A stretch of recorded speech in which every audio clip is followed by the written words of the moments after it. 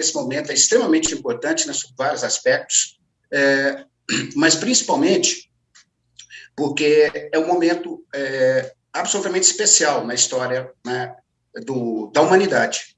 Um momento em que fica cada vez mais claro que esse sistema que a gente vive, né, que a gente chama de capitalista, ele está completamente levando a população mundial a um grau de miséria, né, de destruição, de morte, né, que raras vezes na história da humanidade a gente assistiu. Ao mesmo tempo que a miséria corre solta pelo mundo afora, nós vemos que um pequeno núcleo da grande burguesia do planeta está se enriquecendo cada vez mais. Né? É assustador ver, praticamente, notícias nos jornais, na mesma semana ou até no mesmo dia, que, ao mesmo tempo que a miséria cresce no mundo e cresce no Brasil, nós assistimos ao aparecimento de novos bilionários. E aqueles que já são bilionários, nós se aproximam de fortunas incalculáveis. A concentração de riqueza no mundo é uma coisa pavorosa, e nesse momento, né, que nós assistimos que o grande capital, além, né, de acumular cada vez mais, joga para cima da classe trabalhadora mais miséria, mais desemprego. E, no caso específico do nosso país, que é o Brasil, nós assistimos espantados, né, a ousadia do grande capital de fechar empresas, simplesmente porque a taxa de lucro não está compensando, e agora mesmo, esses dias, uma fábrica no interior de São Paulo, né, fechou, jogando várias centenas de trabalhadores no desemprego, na miséria, simplesmente porque os seus sócios, né, majoritários decidem que a taxa de lucro não está compensando e a vida dos trabalhadores, para eles, não tem o mínimo sentido. Um outro exemplo, mais do que categórico, que esse sistema está absolutamente falido e tem que ser superado, é a própria vacinação.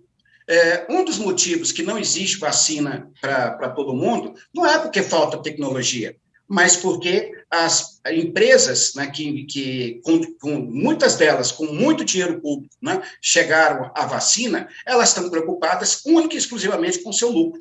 Se fosse feita uma quebra das patentes das vacinas e colocasse todas as empresas que têm condição de produzir vacina pelo mundo afora, nós conseguiríamos superar esse momento gravíssimo, né, pelo qual passamos, de maneira infinitamente mais rápida. Mas isso, evidentemente, não é o desejo nem da maioria dos governantes, né, que, aliás, governam para o grande capital, e muito menos das empresas, né, que estão pensando no seu lucro. Então, nos empurra para essa situação, para essa barbárie, né, como já disse lá para trás Rosa Luxemburgo, não é isso? Sem pestanejar, não é isso? Sem sequer se preocupar com a vida de centenas de milhões de pessoas que estão arrastadas para essa situação pavorosa. E no caso específico do Brasil, nós assistimos uma situação pior do que a maioria dos países, porque nós temos um governo que é absolutamente genocida e que, de maneira deliberada, nos encaminhou para essa situação. Existem, inclusive, pesquisas feitas aí por estudiosos de universidades que mostram as centenas de ações do governo federal no sentido de defender a tese dele, que aliás, é a mesma do governador de Minas, né, e que é a mesma da maioria dos governantes desse país, nos estados e nos municípios, de deixar o vírus solto, livre, leve e solto, para contaminar a maioria da população, e aí morra quem tem que morrer. Esse é o projeto, né, dos governantes e de boa parte da burguesia brasileira e do mundo para nós, os trabalhadores. Então, como, né, já foi falado aí, né, pelos meus antecessores, o que a burguesia nos reserva nesse momento, para a classe trabalhadora, o projeto dela é ou você vai morrer de Covid, ou vai morrer da fome provocada pelo agravamento da miséria, pelo desemprego e etc. É essa a proposta do sistema capitalista para nós, os trabalhadores. Né? Então, está mais do que evidente, né, que o nosso projeto estratégico continua sendo a destruição do sistema capitalista e a construção de uma sociedade igualitária. Passando pela situação do Brasil, o que nós, da CSP Conlutas, avaliamos é que nós estamos num momento, exatamente agora, de agravamento de todas as crises possíveis e imagináveis. A começar de uma crise sanitária, hoje estão nos jornais que nos 12 primeiros dias de abril, nós já tivemos a metade dos mortos no mês de março. sendo que o mês de março foi o mês que morreu mais de 65 mil pessoas, disparado o mês que mais matou brasileiros de Covid. E esse mês, pelo andar da carruagem, vai ser pior do que o anterior, segundo todas as previsões, né, dos especialistas nesse assunto. E a proposta é que o outro mês vai ser pior ainda, e etc., pela vagareza com que está se vacinando nesse país. Nós temos pouco mais de 3% da população brasileira hoje que recebeu a segunda dose da vacina. Isso é uma calamidade completa. Então, nós vivemos uma crise sanitária sem precedentes na nossa história. Eu, como sou professora, estava, né, dando uma aula sobre Segunda Guerra, aí estava falando para os meninos que a bomba em Hiroshima, especificamente, alguns dizem que matou cerca de 100 mil pessoas. Nós corremos risco de, em pouco mais de 30 dias, chegarmos nesse número. Não é isso? Nessa aberração, né, provocada pelos empresários, né, e pelos seus governantes. Bom, se a gente vive essa crise sanitária pavorosa, vivemos também uma crise socioeconômica, né, que, aliás, é sempre bom a gente lembrar, o país já estava numa crise econômica muito antes da pandemia. Não é isso? Crise que começou bem lá para trás, não é isso? E ainda não tinha sido solucionada. A pandemia potencializou esse processo. E hoje nós assistimos, segundo alguns estudos, que mais da metade do povo em condições de trabalhar estão ou desempregados ou subempregados. O que né, é mais um elemento, né, da decadência desse sistema, que coloca dezenas de milhões de pessoas, né, em condições de trabalhar, em condições de produzir, né, sem a possibilidade de fazer isso. Bom, se vivemos uma crise socioeconômica potencializada pelo aumento do desemprego, pela queda brutal dos salários, não é isso? Todos, né, segundo qualquer pesquisa que se faça, né, todos, estou exagerando, mas a imensa maioria dos trabalhadores tiveram redução do salário. Nessa situação, né, nós vemos também um outro elemento importante, que é o agravamento da crise política. Sem dúvida alguma, para nós da CSP Colutas, nesse exato instante, o governo Bolsonaro ele está mais fraco do que estava antes. E isso é muito fácil da gente perceber, pelo menos para nós, né, alguns elementos que eu queria destacar aqui.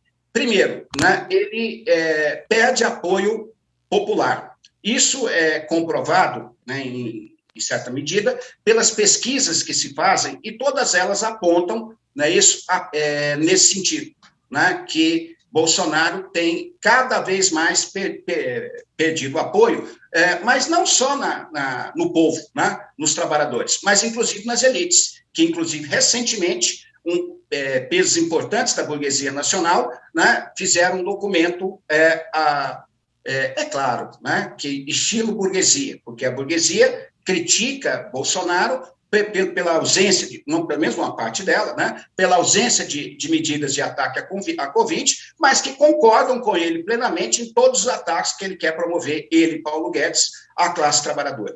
Né, como já foi falado por alguns aí que me antecederam, né, a reforma administrativa, aprofundar mais ainda, né, a reforma trabalhista e as privatizações, né, que são alguns dos carros-chefes aí da burguesia. Né, para esse momento. Né? Então, a burguesia quer resolver a crise, tirando o direito e atacando mais ainda, né, a nossa situação, enquanto trabalhador. Mas é evidente para nós, volto a insistir, que Bolsonaro, em todos os segmentos da sociedade, nos setores médios, né, na classe média, na classe trabalhadora e em partes da burguesia, ele perde sustentação, ele perde apoio. Mas isso, em maneira nenhuma, significa que Bolsonaro está morto, que ele está destruído. Não é isso? Porque ele ainda tem uma base de sustentação que a gente é impreciso ter uma avaliação absolutamente certinha, mas que pelas pesquisas dá para a gente observar que é algo em torno entre 15% e 20%, que é um setor da sociedade que o apoia de maneira quase que incondicional, né? Por diferentes motivos, mas que continuam seguindo o Bolsonaro.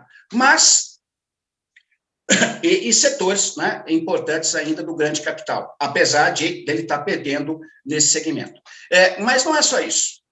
Existem alguns elementos na realidade, como, por exemplo, né, o altíssimo desemprego que nós estamos vivendo, o agravamento da miséria, a pandemia, que inibem que lutas mais potencializadas, né, aconteçam nesse momento.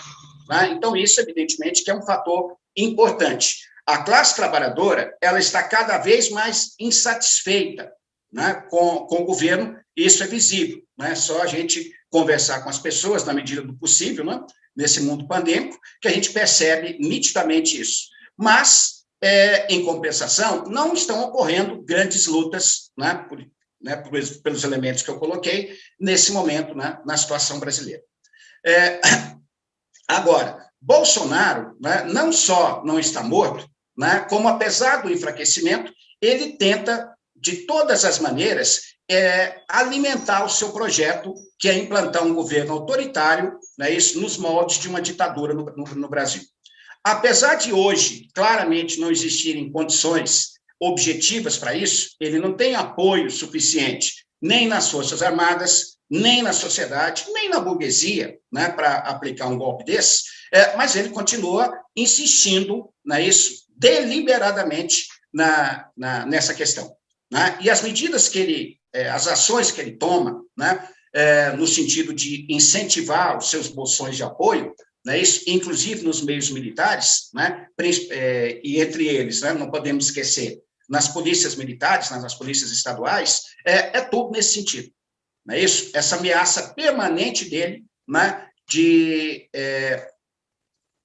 sempre estar colocando, né, nas suas lives, na hora do dia, a possibilidade de mudar o regime político, né, implantar um governo autoritário que iniba as liberdades democráticas.